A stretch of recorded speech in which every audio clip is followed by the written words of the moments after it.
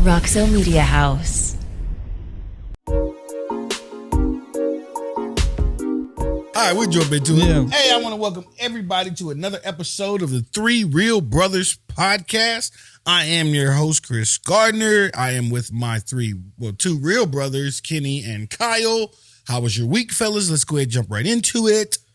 Week was good. Did some traveling, a little under the weather, but feel better. Feel better. No, fun fact, you didn't know mucus is 95% water. So what's the other 5%? I don't know. Other stuff in you. I mean, nice. I can look it up. Yeah. But mucus is 95% water. Just see, you listen to the Three Real Brothers podcast and you learn you something. Cal, how was your week? Mine was good. Just been grinding stuff too. What about you, man? How you been, man? I know you've had some busy times and stuff too. I did traveling and all that stuff. Yeah, you've been. Yeah, I went to the Saints game, TCU game, and the Mavericks game 3 days in a row. Nice. Cool. They lost all three. So money well spent. Yeah. But I mean, it was an experience that I would do it again next year if the opportunity presented itself. If TCU goes to the national championship ever again, now granted, it don't feel good to lose 65-7 in anything. How was the feeling like just kind of going through that? And how were the Georgia fans? So the Jaguars were down 27 points to the Chargers and lost. And I think I would prefer the way we lost than the way the Jaguars lost. I don't want to, or just give me the Chargers. The Chargers lost. I would hate to have all that hope and then it just taken away. Just throw it all away. Yeah, see, like it was over with from the first quarter. Yeah, so it was like, oh, okay, now it just turned into a social event. Everybody just start talking to each other. Right. You go mingle with the people that you used to go to school with, and that's what that was. Let me ask you this: how were the Georgia fans? Were they kind of assholes about it? No, they were actually quite. They were quietly confident. They didn't. We were kind of talking a little bit. I mean, we were quietly like, we were. But Georgia knew us up. I was at the game the week before when we played Michigan, and bro, we were hollering in the tunnels like before the game. Like, it was TCU. In this game, the Georgia game, it was like, TCU. Like, you know what I mean? Like, we kind of. So it was like a sin. You could kind of feel it, and then the Georgia fans would be like, yeah, TCU. They'd be like. Yeah, that's cute, right? That's cute, right? And then the game started, and after the game, they were like, it was terrible because they didn't even talk trash. They were just like, you know what I mean? They felt bad for you. Just like, oh, okay, I just want to leave. Yes. So I left like the end of the third quarter. And as I'm walking out, all you hear is touchdown Georgia. And 3 minutes later, touchdown Georgia. I start running. It's like, be quiet. Touchdown Georgia. But yeah, so besides that, everything else was fun. Cool. That's good. Yeah, good week. Yeah. Speaking of good weeks, Kyle, I think you wanted to. Oh wait, actually, let's shout our stuff out. Yeah. My favorite vodka at the moment, Las Vegas Baby Vodka. Yep, for sure. It does me good every time. Richard's Rainwater. Yep. Mm-hmm. Stuff is really good, though. Yeah, seriously. Exactly. Yeah. And look, if you want to be a sponsor of the show, please don't be hesitant to email at 3realbrotherspodcast@gmail.com. We love to add to our sponsorship. I mean, we will help you get customers and you help us get viewers. Teamwork. All right. Teamwork makes the dream work. Make the dream work. Come on now. So let's jump right into it. Kyle, what do you want to talk about? So I saw something. So they have the new, I don't know if anybody's been aware of it in the cartoons or anything like, but they have a new Scooby-Doo animation, the Velma, I believe it's what it's called. And it's been receiving HBO, right? On HBO Max. Yep. So it's like X-Men Origins? Velma? No, it's Not quite. Bad comparison. Yeah. We missed the mark. We missed the mark. So it's a Scooby-Doo. Yes, it's Scooby-Doo, and it's a lot of people have been giving it a lot of backlash and stuff too. Well, Velma, the original Scooby-Doo is they're all white, and I think the only dark skin, made in like the 60s, of course. Exactly. And then and a black dog. Yeah, exactly. That's probably the closest thing you got to your brother there was there. But so and so and so it had me thinking. So I was kind of listening to some of the reviews and the write ups and stuff too, and even people part of the LGBTQ plus community were kind of saying stuff too because Velma and Daphne apparently are lesbians on there. Yeah, and they actually kiss. in there. So they, yeah, every child's dream, right there. yeah, Right. That's where Talk you about win. nostalgia. Yeah. It's like when you're a 12-year-old watching. You know what I mean? Like you're like, oh man, I wish Velma. Yeah, so I always thought it'd be Fred, but all right. Go ahead. I'm sorry. Yeah. So people were discussing that, and also the fact that Velma is brown skin. She's not one? white. No. So they're trying to make it a more inclusive, diverse. Brown cast. skin as far as black or brown skin is part of Indian. okay, just representation. Just representation of 4 dark. whites and a darkie. Yeah. All right, gotcha. Well, 2 technically, because Scooby's still, I think. Oh, here we go. But Oh man. yeah, oh yeah, that's right. He's not even in the show. That's right. They So took it's him out. literally- so it's Scooby-Doo's just not even Velma. in the show? It's called Velma. Wow. Yeah. So So you can't. Hey, wait. Hey, you can't have too many. You got to choose. Pick your poison. Jesus Christ. Dude, you want Scooby or you want Velma? Okay, So my thing is so to bring all this into context. My thing is, how do you feel about these cartoons from already stuff that's been originated, already stuff that's been embedded, that they are changing everything from characters that you probably fell in love with when you were younger, and they're changing everything, quote unquote, to be more inclusive. All right. How do you feel about that? I'll take a few stabs at it. Go ahead. All right. So as a up and coming movie director, producer, right? So there's a thin line between all inclusive and versus true storytelling, right?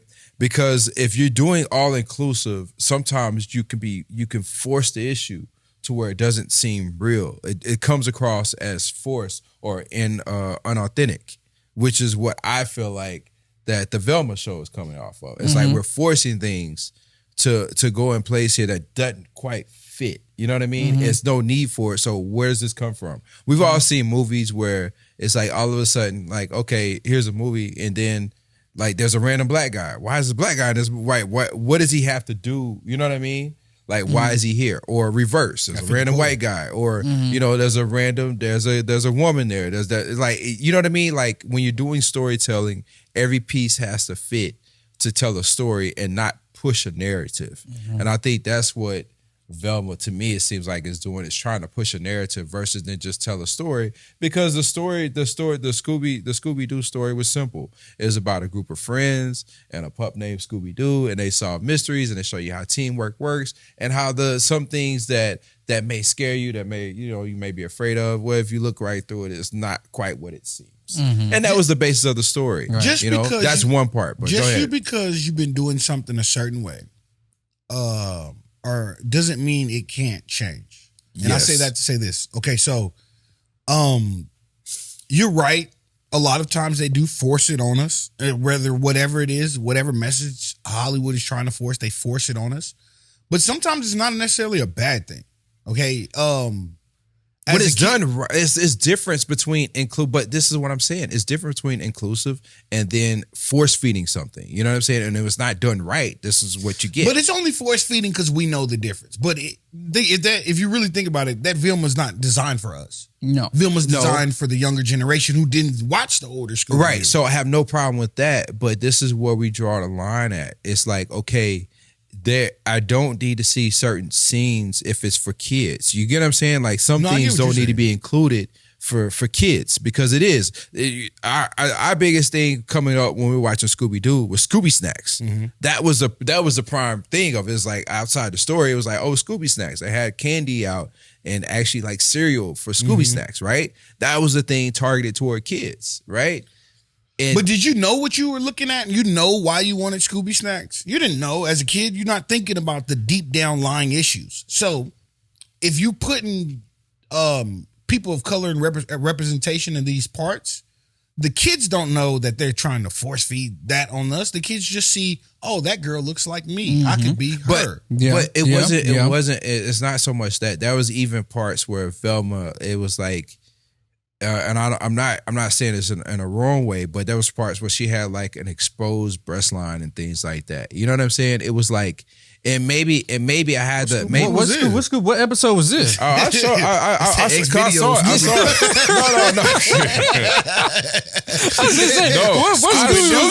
I actually Cleveland. So yeah, she exposed Cleveland. I swear to God, I was watching because I was watching somebody else talk about it, and I was like, wow. I was like, it's a lot. It's a lot going on, man. I would have got away with it too if it wasn't for you meddling kids. This is a lot going on. I was like, man, this is way too much for like a cartoon, you know? Would you want that scuba snack?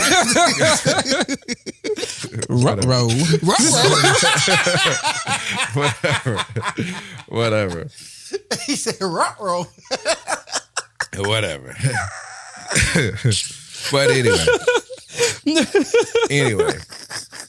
Yeah, I just think it's a lot going on, man, for like cartoons. You get what I'm saying? But okay, so it's better that way than Brad Pitt in The Last Samurai. What is that? Keanu Reeves or something like that. Somebody in The Last, or Brad Pitt in The Mexican. You know what I mean? Like Tom Cruise in The Last Samurai. Yeah, The Last Samurai. Yeah, come on. Like, they try to do that with Matt Damon in The Great Wall of China or some movie. The Great Wall of Matt Damon. It's either you force feed me this way.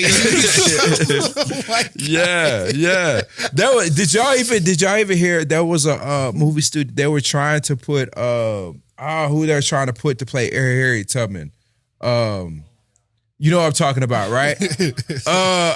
She was on Ocean's 11. Julia Roberts? Julia Roberts. They were trying to put Julia Roberts as Harriet Tubman. Yeah. I'm dead serious. Oprah Winfrey is driving Miss Daisy. And it's like, so there's a difference. Like I'm all for all inclusive things. There's I get when it fits story, but when you're forcing things and you're pushing the narrative. So let me Are ask you you cool this. with the English actors portraying the role of the black people? Like, Samuel Jackson said something about that. Go ahead. No, they were mentioning that too. Like a lot of oh boy. But what is with Lori Harvey right now? Yeah, we talk like these, but then you press play and he's from South Central, cuz like that's how he's like, so. I mean, it's the same. Like, do you have to force everybody on us? Like, and I get there's a difference between like, and that's why I'm saying it's a very thin line because there's a difference between. I'm all for British actors who can come over and play English actors, right? If they're good enough to do it and it's come across as believable, because Idris Elba did it in The Wire and everybody thought he was great. Until they found out, he's British. Wow, that's even better. Yeah, you know what I'm saying? So I'm totally for it. You know what I mean? If they can pull it off. But like I said, there's a very thin line between force feeding something and then storytelling. All right, so we'll just jump into the next thing. Antonio Brown. Let's jump right into it. Okay. Just put a Snapchat out that went viral of him getting fellatio on Snapchat. And okay, so he hung out a lot with Kanye West recently, right? And so Kanye West has taught him the game of catching headlines. The only thing that bothers me about what Antonio Brown is doing is you're following somebody who can tomorrow go make one of the best songs of all time, when Antonio Brown is literally done playing football.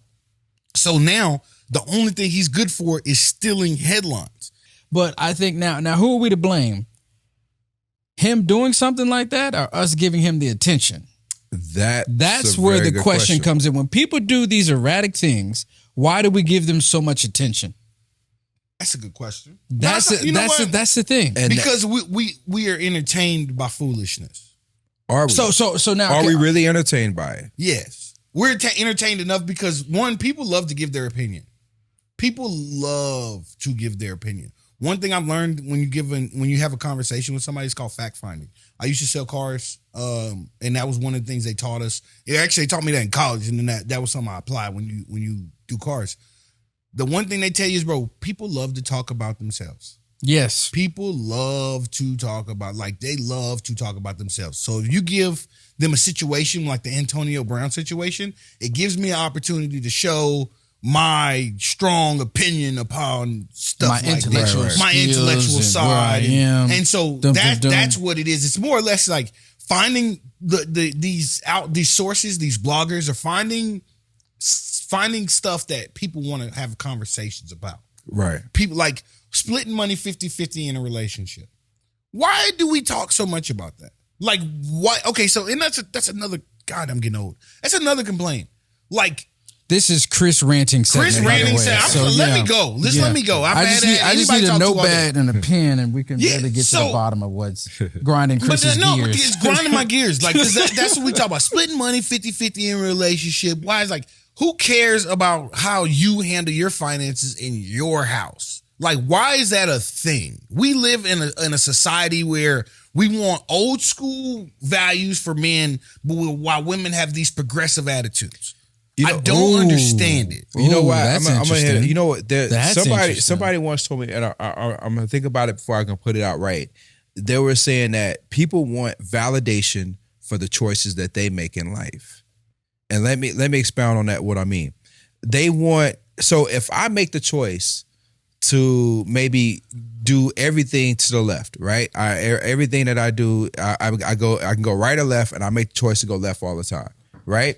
And then the moment I see somebody go right, and they may be enjoying their life, or they look like they may be going right and maybe not fall into a pitfall that I thought that they should fall into, all of a sudden I start disagreeing with them, because by me disagreeing with them, it validates my decision for making my choices. If that makes any sense at all. Do I need to expand on that more? Expand on that. Okay. Give me an example. All right. So give you a deeper example. So for example, for people who split 50-50, right? Okay. In a relationship, they go there, we do everything 50-50. Well, I may come from a background where I feel like the man should do everything. He should pay for everything. And that's the choice that I made in my life. And that's the choice that's the things I was brought on. That's the things I was taught. That's the things I witnessed growing up. And so that's what I did in my life.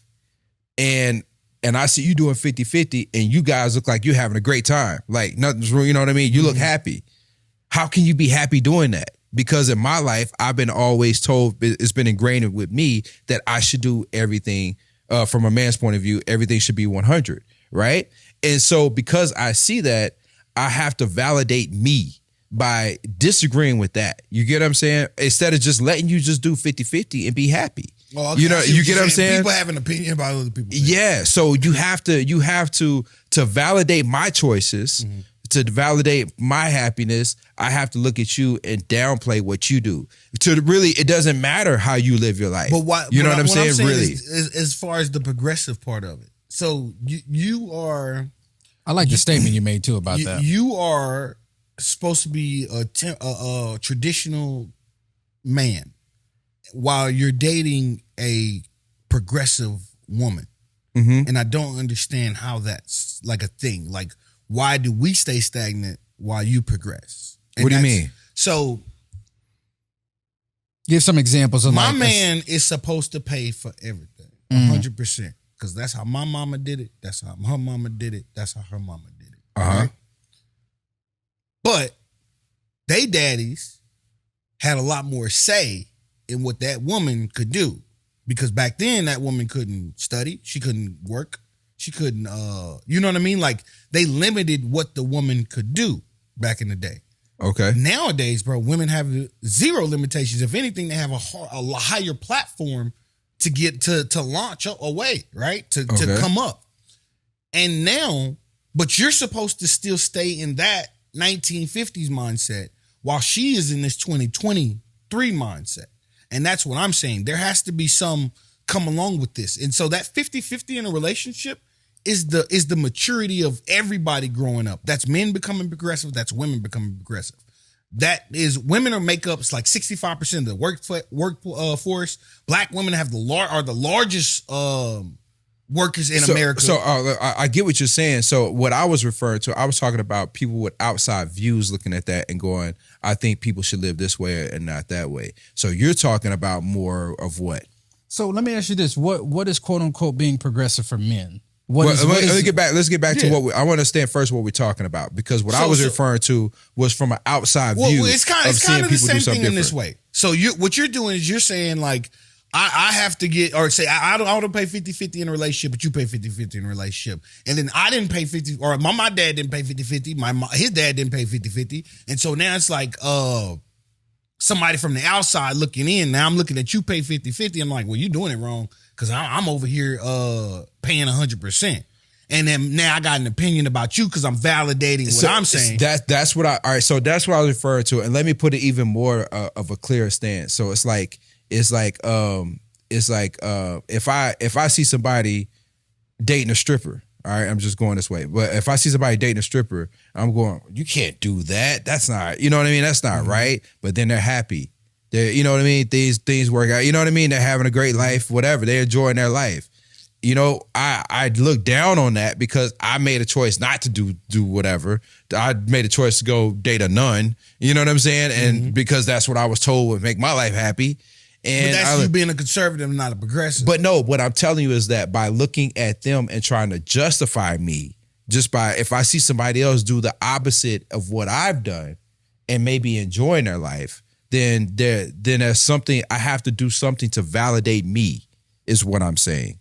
Is that when I see somebody, and this is from the outside view looking in, and when I see somebody do something different from me, I have to do something to diminish them to validate my choices. Does that make sense where I'm coming at now? You still get what I'm saying? I mean, I get it. Okay, so is that what we're talking about? Or are you talking about the person inside the relationship? I'm so lost, bro. Yeah. You want to understand? I'm trying to keep up with you, but I'm lost. I'm not gonna lie to you. Okay, so I'm trying to clear up what you're referring. Where did it come from? Yeah. All right. So let me back up. Lost it. Let me back up. So if you, I started by saying, this is what I said. I said men are progressive and women are progressive and men are conservative, and you said that, and I didn't get. Oh no! So I was trying. That's what you were saying. Oh, so that all right. So your previous statement was you were talking about with people looking at people and you're looking at people and disagreeing with them, right? And that's what I was trying to clear up is what you were saying from a standpoint of outside looking in.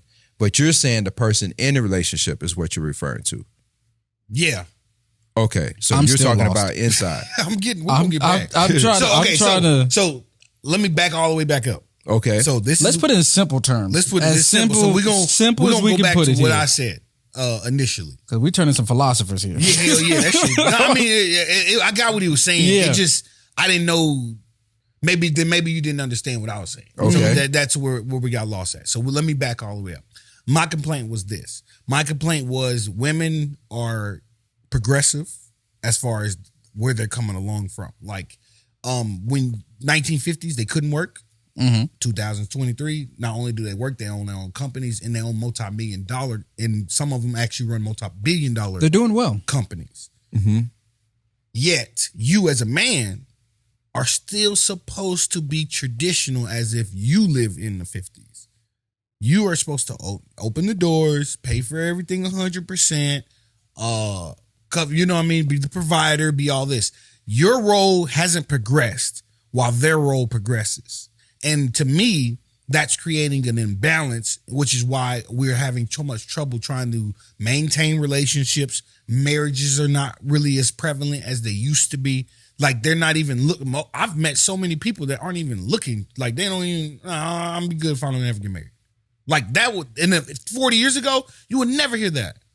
Nowadays, it's, I don't need to get married. I might have kids, I don't know, but I don't need to get married. Because it's so much, the women have become so progressive that they've outgrown their role, I don't say their role, but the role that they were supposed to play back in the 50s and 40s and 30s and all that. The role that was pushed onto them. The role that was forced upon them. Just like the role that was forced upon us. But nowadays, a real man, and you go on Facebook and find out what a real man is.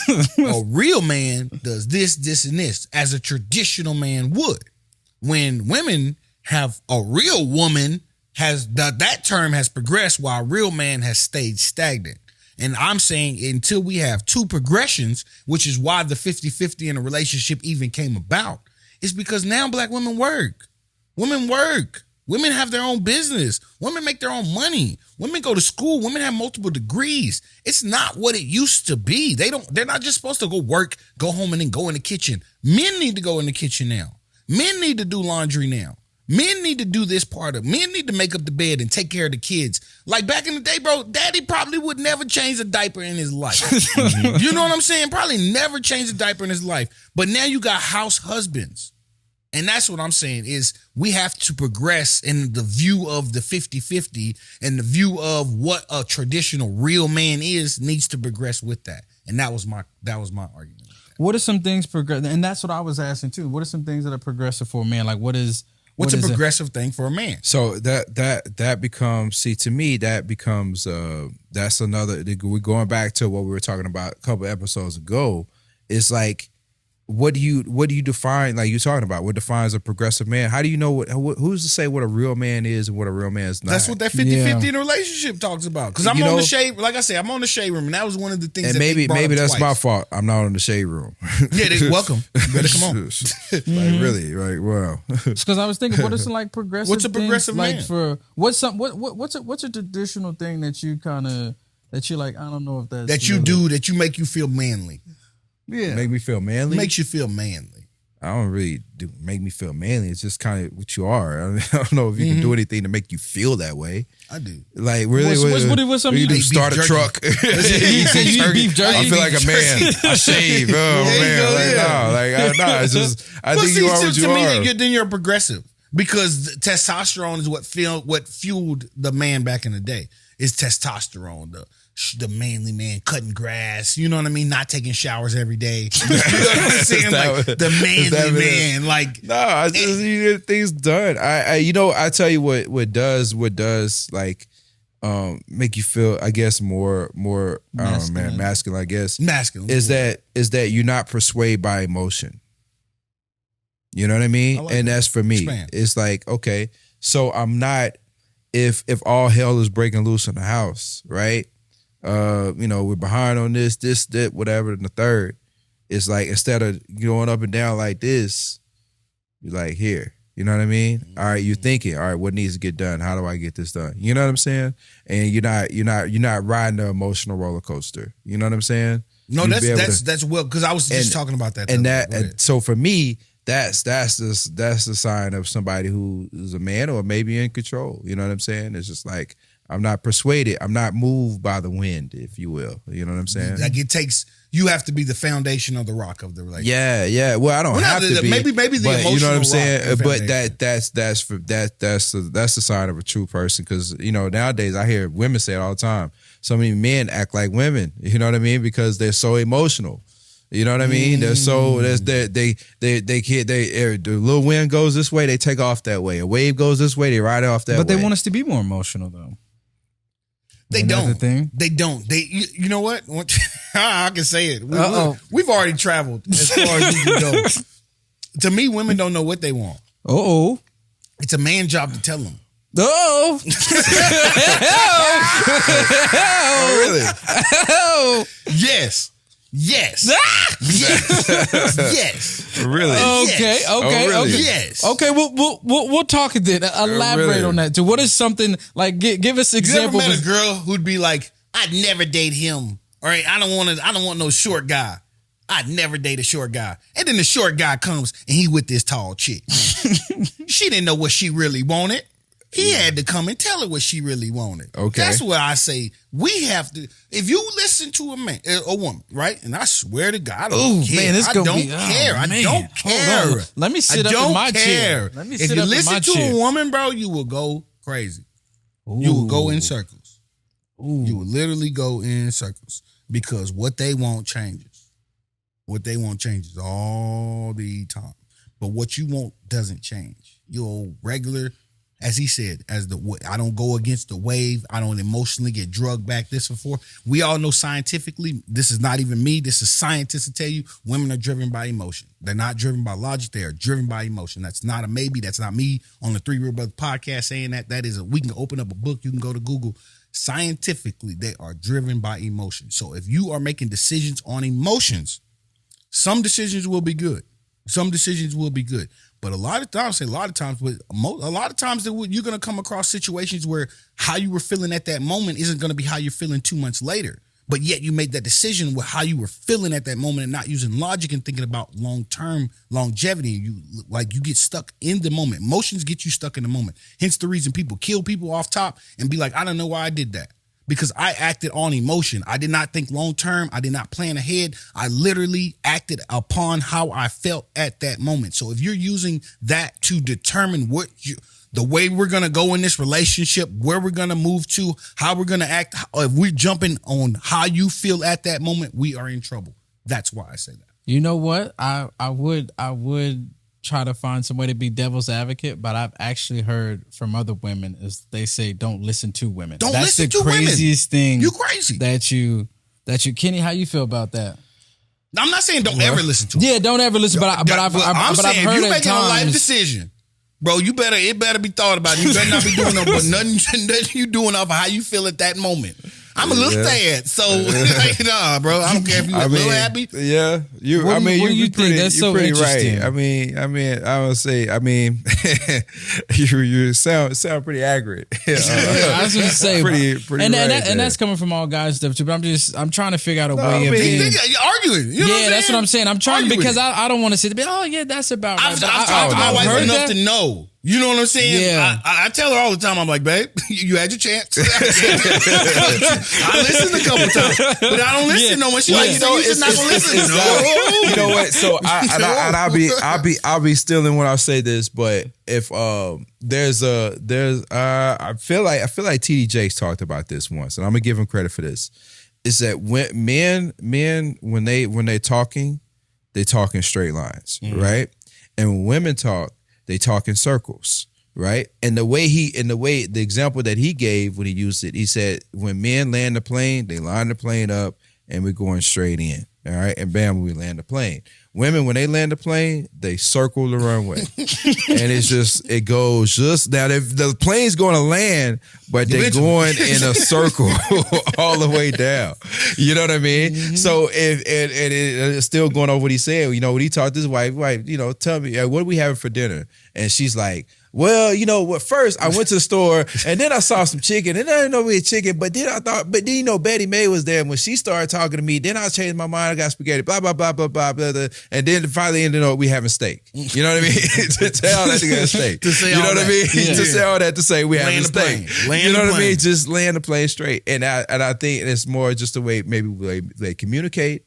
I don't know what it is. Maybe it's nature, but it's just in general. Driven. Yes. And but that, like I said, it's not a bad thing because in some situations, I don't want a logical thought.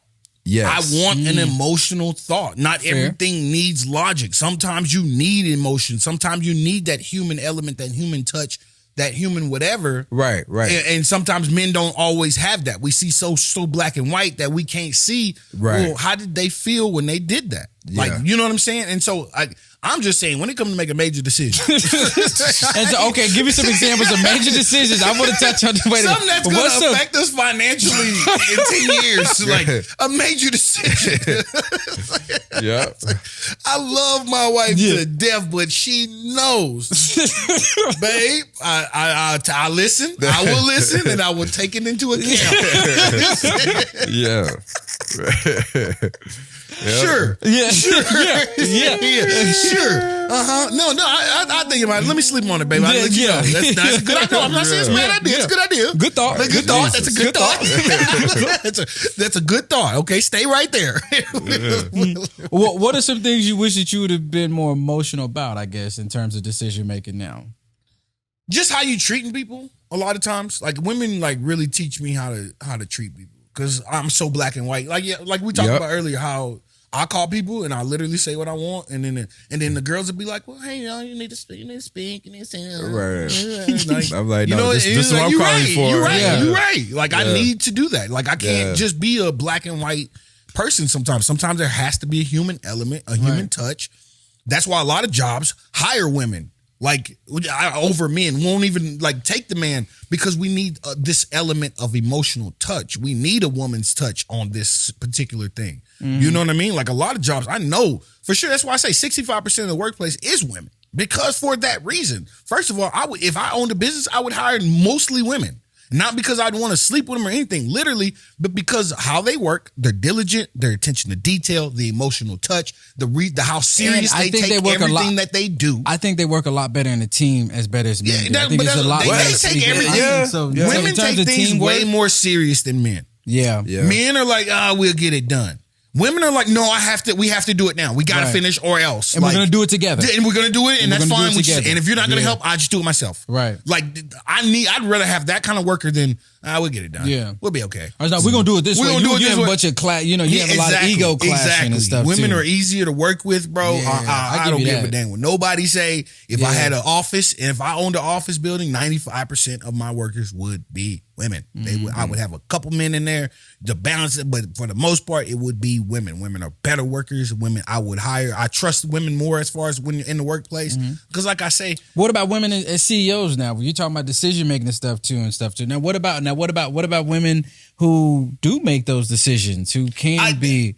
Like I said, that's a whole different. That's a whole different animal. That's I know. a whole different animal to me. Right. Workplace is a different environment than the home to me. I have zero problem working for a woman. I have no problem saying yes, ma'am. Like that's right. A thing for me. Yes, ma'am. You know, because like I told you, to me they're very intelligent. Women are super smart. You get them over that emotional hump sometimes, bro. They are smarter than men. Like that's just the reality of it. Okay. Right. So I would definitely take a woman as a CEO. I would hire a woman as a CEO. Because like I told you, she would take it so much more serious. Like women have this thing like it's like they have this clock inside of them that is going off consistently. Like, girl, you got to get this done. Every single woman that you talk to today is going to be on her way somewhere. You know what?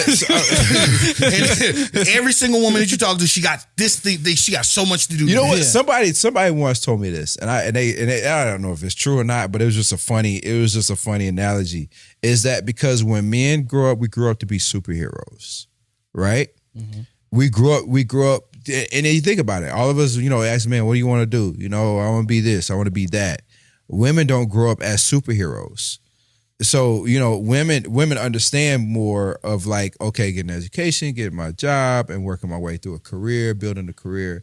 And men are like, I'm trying to be rich tomorrow. You know what I'm saying? It's like, and it's like, and seriously, I was like, did we have like some superhero complex? So therefore, working in the workplace and things like that, sometimes it's harder to get men to do because now men are like, man, I'm trying to go start this business, or I'm trying to do this, or I'm trying to do that. Versus then like, okay, step by step. You know what I mean? What's the process? Or, you know what I'm saying? And women tend to be more of that. That's what I think is, to be honest with you, that's what I think what's wrong with us now. I think there's a lot of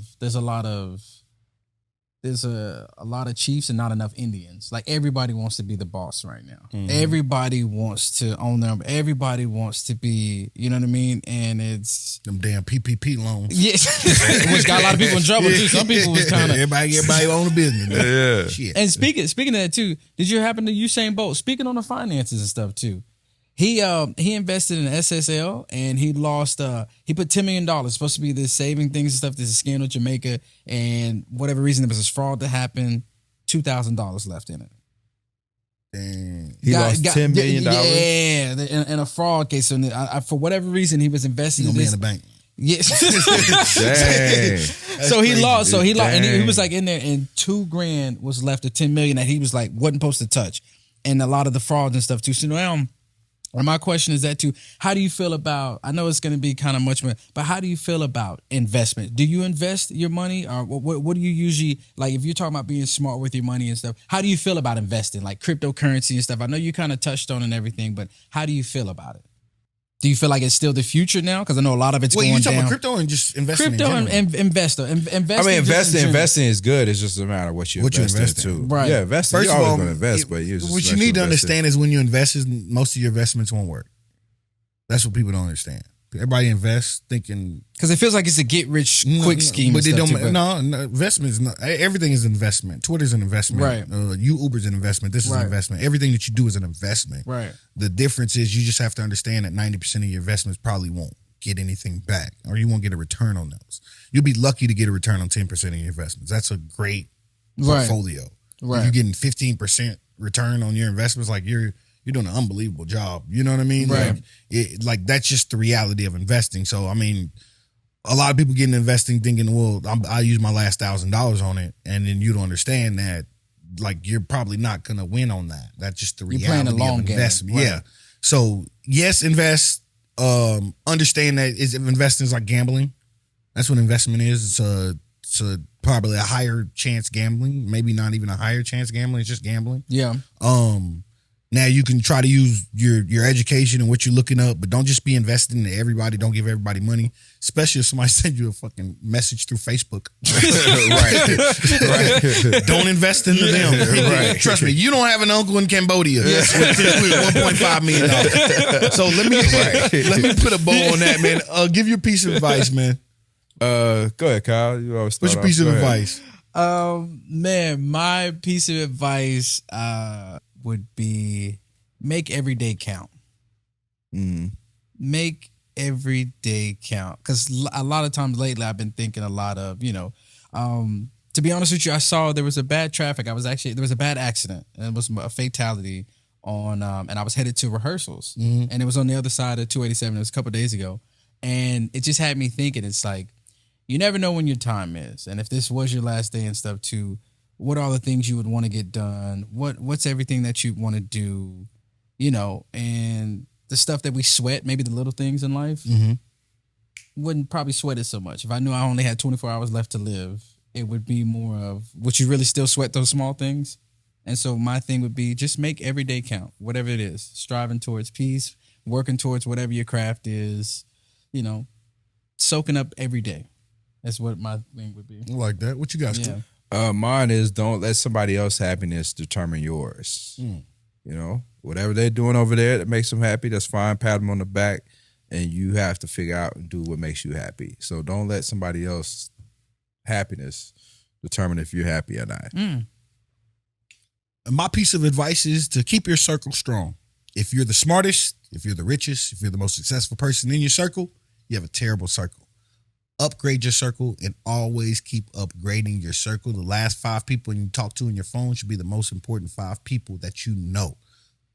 That has been another episode of the 3 Real Brothers podcast. Make sure that you follow and tag us on anything on social media. Follow us on TikTok at 3 Real Brothers Pod C. Follow us on Instagram, Twitter, and Facebook at 3 Real Brothers.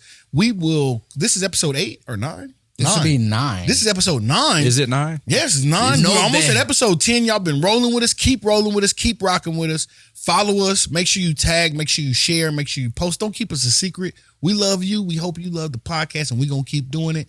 That was another great episode with my older brother, my younger brother, and me, Kris Gardner, Kyle Gardner, and Kenny Gardner. We want to thank our producers. Joel, you want some shout love? Out, Joel. You want some love? How about this? How about Roxo Media House? Yeah. How about the whole family at Roxo Media House? Thank you, guys. Thank you. And all the producers and everybody that supports the show. Please keep supporting. Thank you so much, and y'all have another great week. All right.